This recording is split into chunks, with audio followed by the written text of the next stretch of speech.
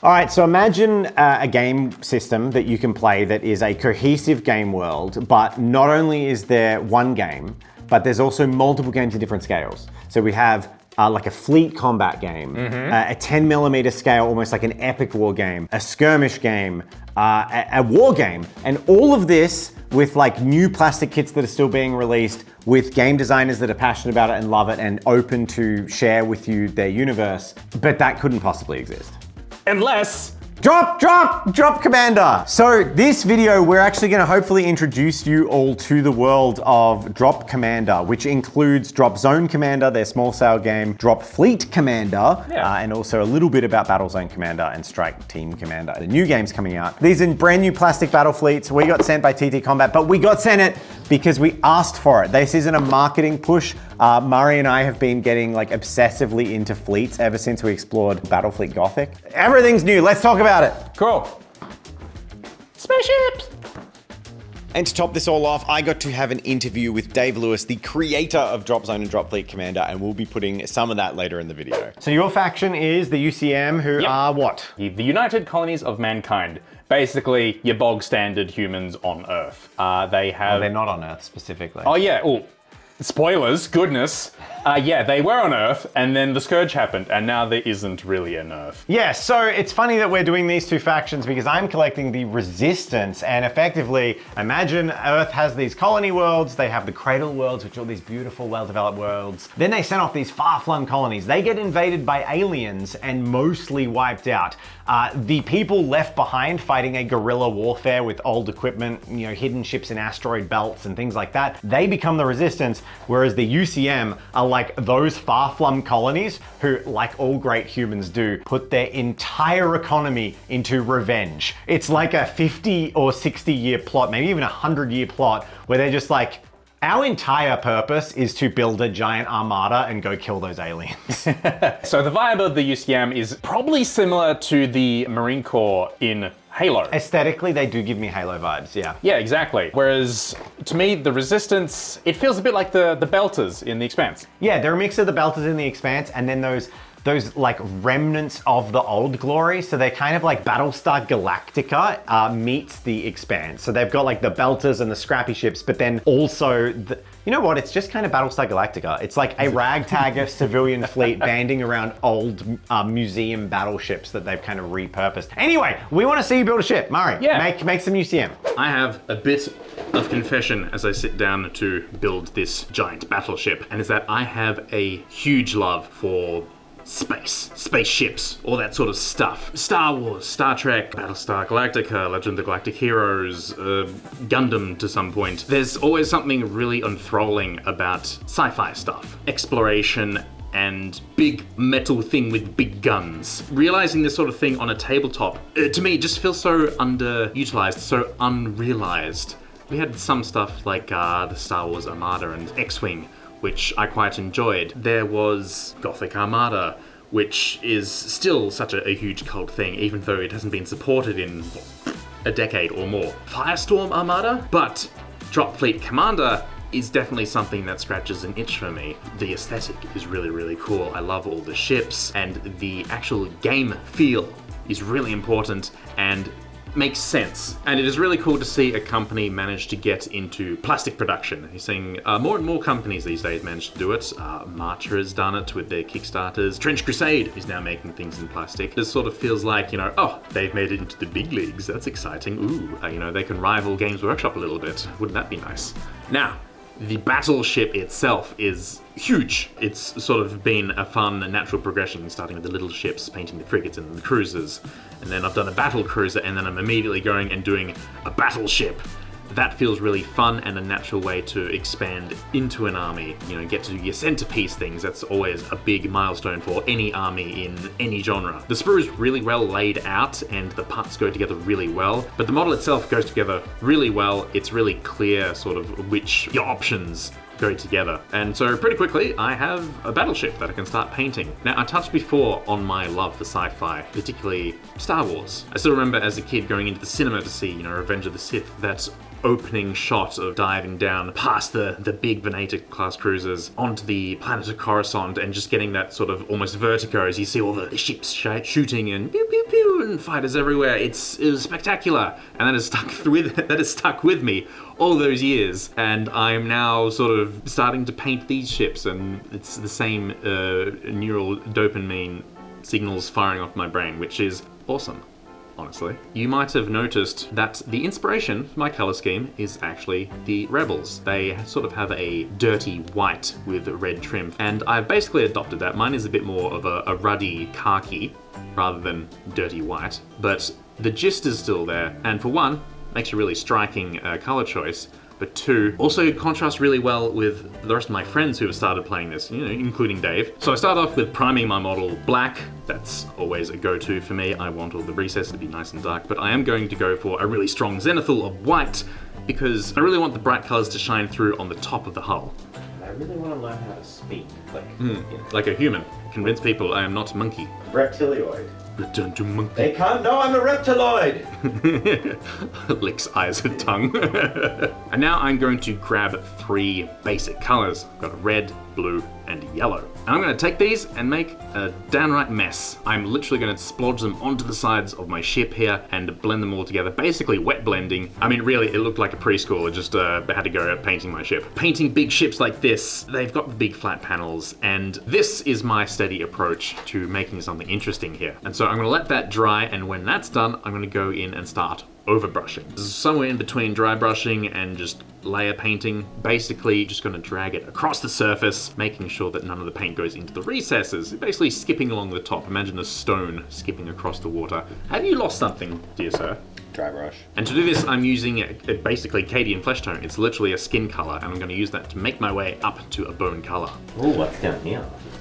Oh. And so immediately I can start going on to the next color, which is basically an ivory color, the dirty ivory. And this one I'm going to closer to a dry brush, but more like I'm weathering the ship. And with that done, that's most of the work done. I'm just going to basically replicate it, but using blues and grays on doing all the metal areas. But we get to do the fun part now, which is doing all the little red panel line work on my ships. Really, I don't have any hard and fast rules as to where I'm putting them, other than I really like to highlight the pronounced prow, the line going down the sweeping nose of this ship, sort of like the Normandy from Mass Effect. That is my general rule. I'll use the red paint to highlight interesting shapes and dynamic lines of the ship, whether, this one's got like a really big railgun on it, right? So I'm gonna do a lot of like arrows, angular lines showing that it goes forwards. Whereas if I've got a carrier, wider horizontal stripes down the side to make it sort of feel like, it sits back and watches a bit more.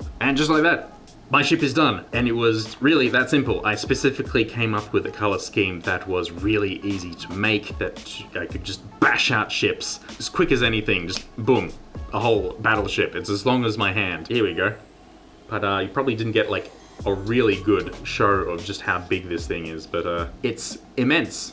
Some might say too big. But for the shiny close-ups, you're just gonna have to wait until the reveals, and it might be time to see what Dave is doing over there.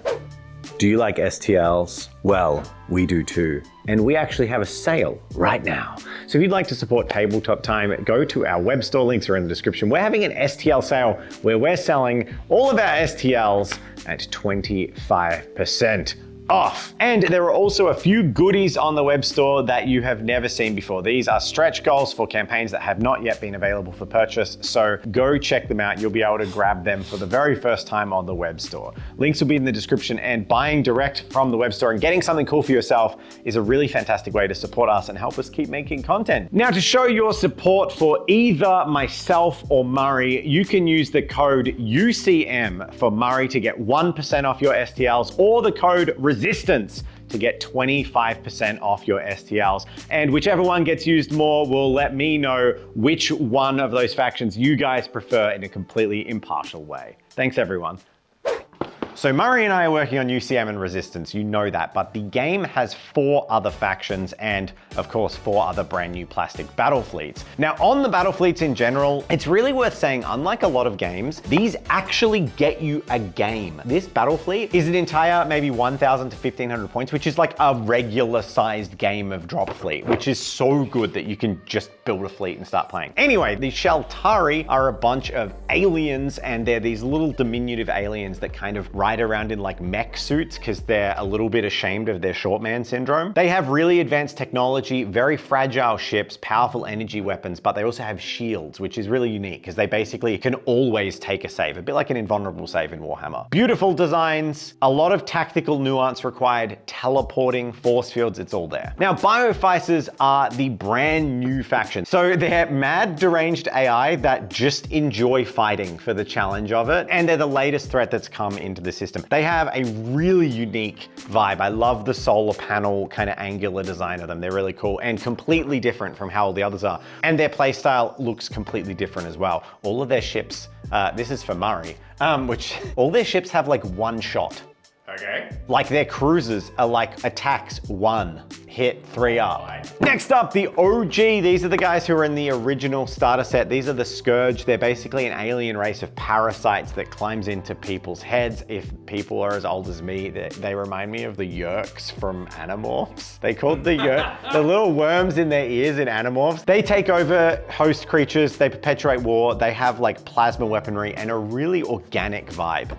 Quite a different looking fleet. So they're one of the other alien factions. They're super up in your face, very fast, very focused on damage, and also one of the factions that heavily relies on boarding. So if you like the idea of boarding actions and taking over enemy ships and destroying enemy ships, Scourge do that a lot. Now, lastly, we have the PHR. Now, I've got some PHR ships here as well from the original starter set from the original launch of Drop Fleet Commander. They've been painted up by our friend Nathan, who's been one of the 4 guys that's been getting into Drop Fleet Commander and playing heavily. So thanks, Nathan, for letting me take your ships. The PHR are called the Post-Human Republic. They split off from Earth before the Scourge invaded and all the shenanigans went down in the universe. And they are pretty archetypal of those post-human advanced integrated with AI technology, very sleek lines and a big focus on broadsides. They really seem to be quite capable of a lot of things. They're a bit more expensive per ship than the other factions, a bit more specialized, but also just boast like good numbers across the board as well as high points costs. And the best thing about TT sending us all of these kits is that now that I've shown you this box, I can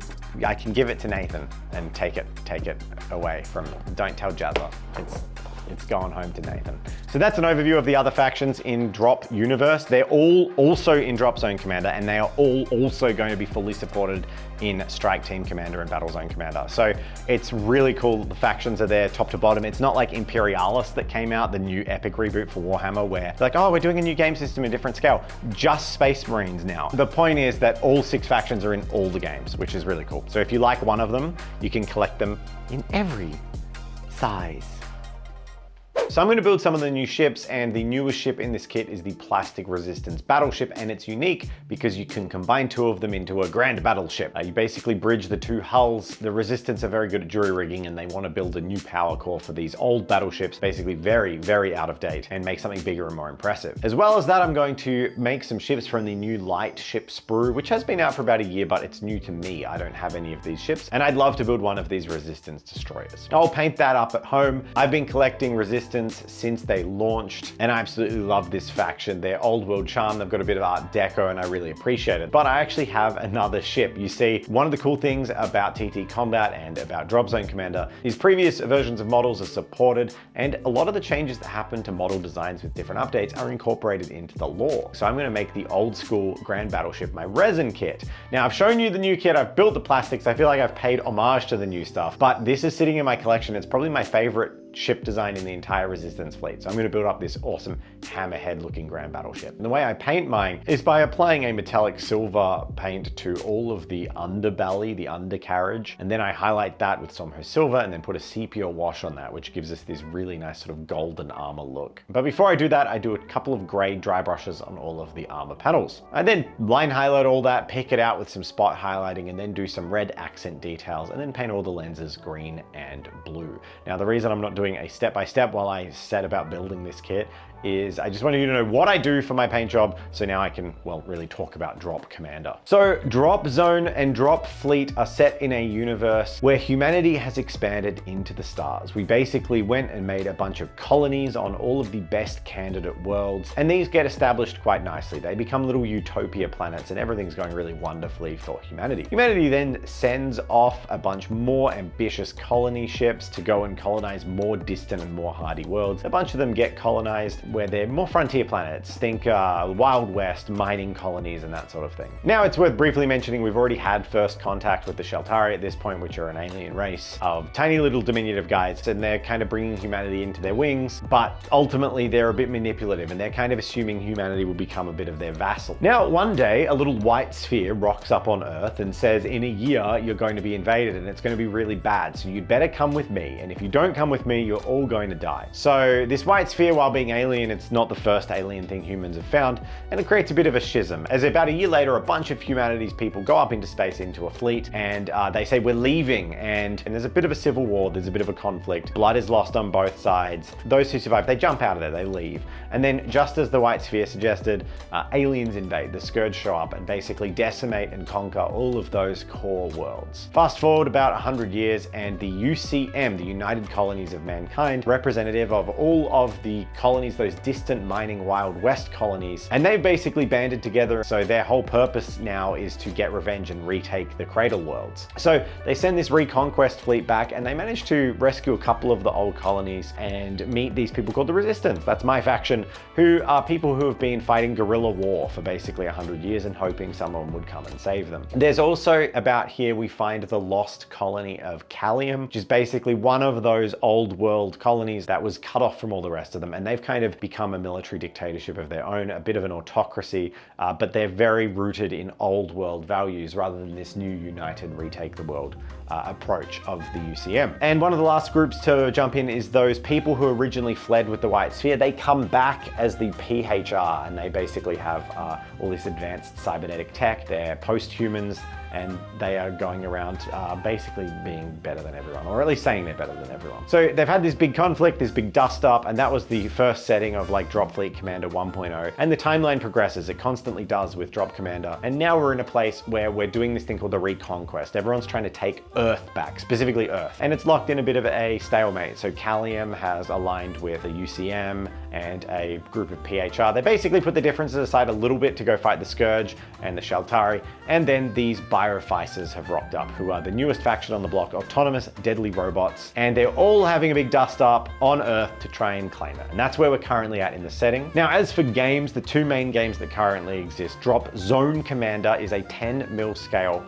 epic war game. I say epic just to bring into mind Warhammer Epic, but the idea is a very tactical war game focused around making a game that feels like a war game should. And what I mean by that is, due to the scale, vehicles have ranges that are quite appropriate. In fact, a lot of the tanks have a range of unlimited. Now, the way they get around this is there's this thing called active countermeasures. There's a lot of in-universe lore that explains things, which basically says if you're shooting your munitions at a tank or a piece of equipment with countermeasures, if you're too far away, you'll fire it, and they're like scanners and laser detectors will detect that there's a projectile coming, and they'll fire an active countermeasure into the projectile and destroy it, which is really cool. It's a nice way to make the game world feel like the game rules exist for a reason, and it's not just suspending your disbelief. There's a really good cohesion between Drop Fleet Commander and Drop Zone Commander, because Drop Fleet focuses on the orbital battles in space above these drop zones, which I absolutely love because I think that these two feel like really well paired together, and the game settings go hand in hand and reflect the universe in a really cool way. I don't know a huge amount about Strike Team Commando that's coming out soon, but it's their close quarters combat game, basically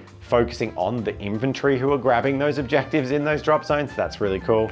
And then also there is Battle Zone Commander, which is going to be a bit bigger scale with vehicles and stuff. It all got backed on Kickstarter and is coming out pretty soon. Now, just before we show off you the reveals of my finished model, I also wanted to talk about a few more of my ships that I'm really proud of. So until this Battlefleet box, we actually didn't know that there were going to be custom launch assets. So I designed my own launch assets, 3D modeled them to match the Resistance that I'm really proud of. I think the stems look really cool, and it's a great way to solve this problem. And I based these off one of the designs in Drop drop zone commander and kind of extrapolated what would that look like as a larger spacecraft variant of a similar design. As well as this, and as a final touch, you'll notice my bases are a bit different. Well, I like to magnetize my models, so I needed bases that could fit a magnet. So I just 3D modeled a really simple base for each of them. That's the right size with the right firing arc, and printed them all out, put magnets in them. So all of my ships can be used on my magnetic trays and stuff, which makes them super easy to carry. So if you've got this far and you've enjoyed this content and you're thinking, hey, I'm into Drop Fleet, I'm into Drop Zone, well,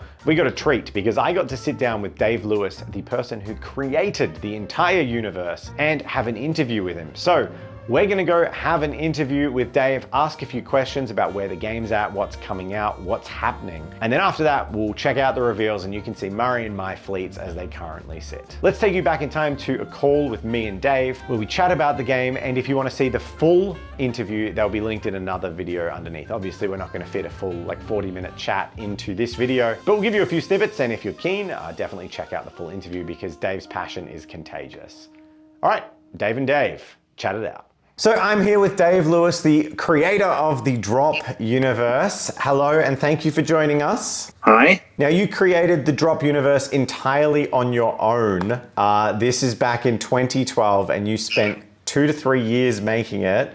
Yeah, so if I started off in 2009. Actually, I started in Australia, weirdly. Really? At the end of university, I went out and backpacked Australia as you do, and I came up with a lot of the ideas on the road. Got back to the UK at the end of 2009.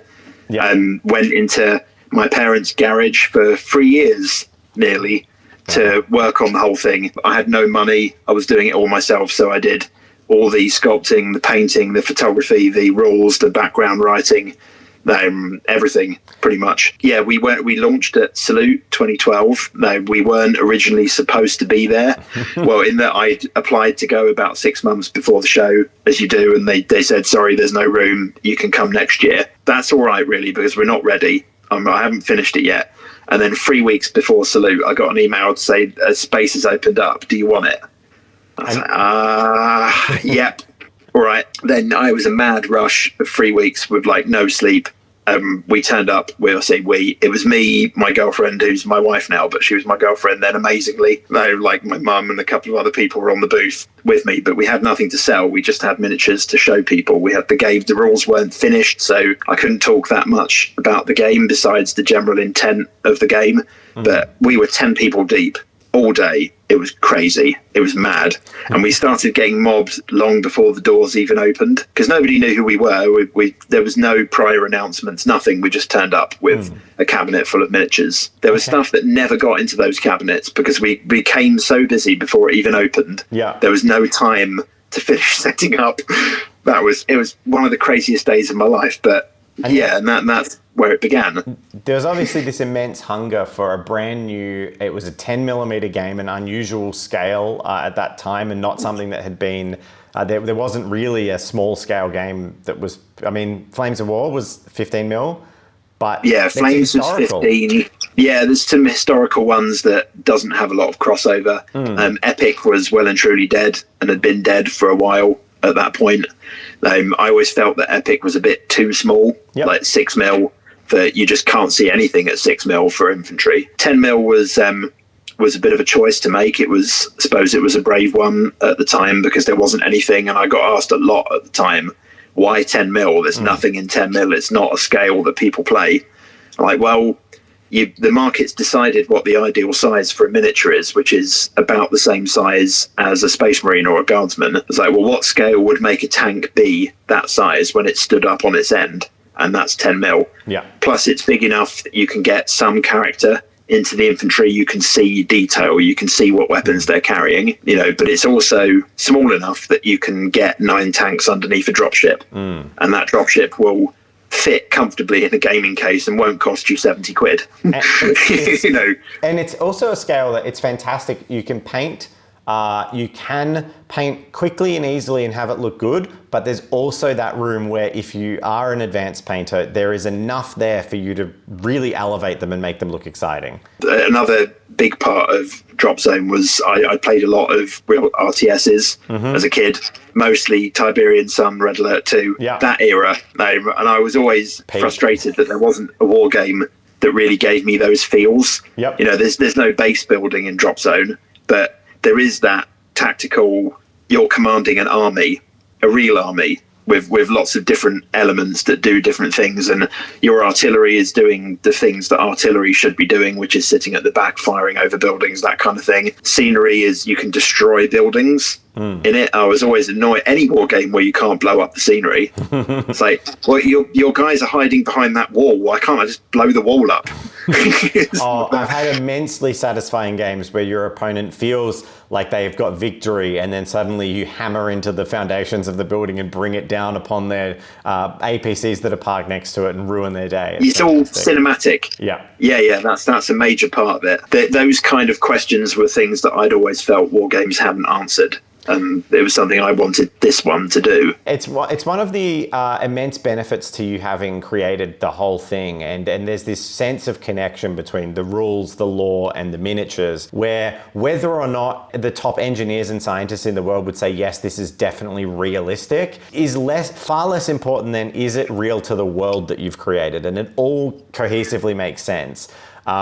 And it's something I loved about the game. It's why I was drawn to Drop Zone Commander when it came out. And it's something that has slowly pushed me away from modern wargaming. I was a lifelong Warhammer fan who I still love the universe, but I find myself disengaged with the games because they no longer feel like a battle simulation. They feel like a MOBA or something like that. Yeah. That's kind of the same for me. Like I grew up playing initially a little bit of second edition 40k, and then a lot of third edition, and I loved it back then. Third edition was, and it's just the game has its flaws that it's always had, and they're still there today. A lot of the fundamental flaws are still there. Doesn't mean it's not fun, but at the same time, it's not what I want from a war game. Well, this immense sense of connection and the world feeling really cohesive was made stronger in 2015 when you made Drop Fleet Commander. So you basically went, I already make a 10mm game that no one else is making, so now I'm going to make a fleet game that no one else is making. Yeah. So that at that point, Gothic was dead at that point, and I played that as well. And that's, I suppose, formative years was like playing all of these games in the same universe, and I felt that's how things should be, especially if you've got a properly fleshed out universe that offers players that feeling of immersion, and like, this is what the ships look like, this is what the tanks look like, and ultimately with Battlezone and Strike Team, this is what the rifles look like. And everything in between, the whole, it makes you feel more involved in the realism side, and it's there, it's real, it's tangible, and that's Fleet is part of that. And I've always loved spaceships. That was a major part of things. I've just always wanted to do spaceships in this universe. Yeah, it's and that's the passion that's brought us here today, because we're super keen on Drop Fleet and hearing more about Drop Fleet and what's to come for all of the games in the universe.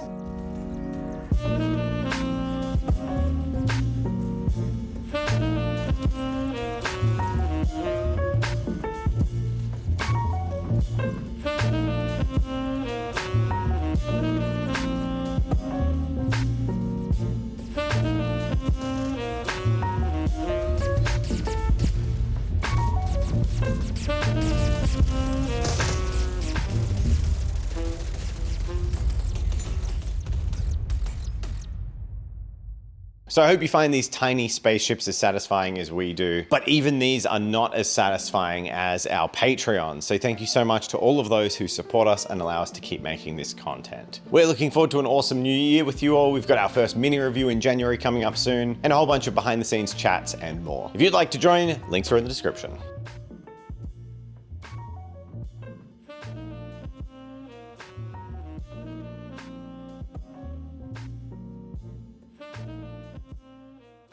Murray, Spaceship! my ship is bigger than your ship. Well, I mean, size isn't everything, But it's alright? most of the important.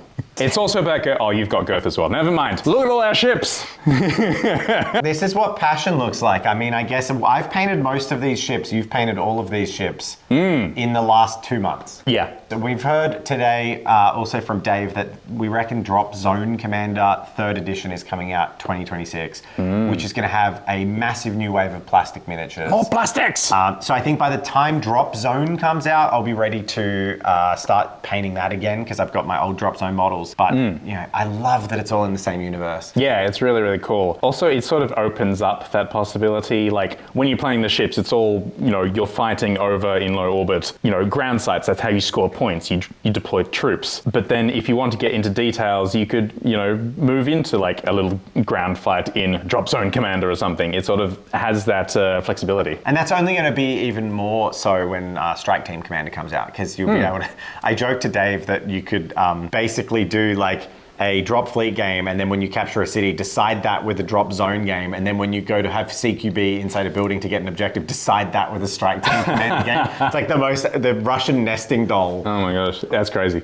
We've been having a lot of fun. We've actually been playing this, and also something that I thought was really neat about this game is I think the reason I like it so much is Dave has a very similar view to wargaming as me. I mean, that came out in the interview when I was chatting to him. If you want to watch the full interview, links in the description. But basically, we were talking about the inspirations, and he talked about like his love of it and why he went for a 10 mil game is because of he used to play RTSs like Red Alert and Command and Conquer Tiberian Sun. Hell yeah. Which is totally what I used to do too. And also all of the rules and all of that is built around capturing a sense of like actual wargame. There needs to be a good game feel that feels like the battle is happening. Check it out. The lore primer, Dave mentions in the full video, that's on their website. The rules for the game are completely free. The PDFs are free. You can check out the factions. You can check out the rules. There's like downloadable and printable terrain that you can just print and fold out of paper. There's also a lore primer where you can read all the backgrounds. It's also not hidden behind links. It's literally like the first banner on their website. From us, this is the thing we're currently playing and super into, and I'd love to see it just do really well. So if you're looking for a new war game, if you want to try a fleet game, no disrespect to Battlefleet Gothic, but like the reason we aren't getting into Battlefleet Gothic is we dabbled with ships and went, oh my God, this is awesome. Yeah. So a huge thank you to TT Combat for sending all this stuff when I shamelessly asked for free stuff. Sorry to Lawson that you collect the same faction as me, so I can't pass any of it on to you. Nathan, your PHR is coming. And thank you to Dave Lewis, the creator of the game, for spending 3 years in a garage working on this off his savings to create this game. It's so cool to have an artist driven, and of course for taking the time talking to us today. Oh, and from our perspective, help keep the channel existing by checking out that STL discount that we advertise. So there's a 25% off everything, all the STLs on the store. Go support Tabletop Time as well so we can keep making cool stuff. Goodbye.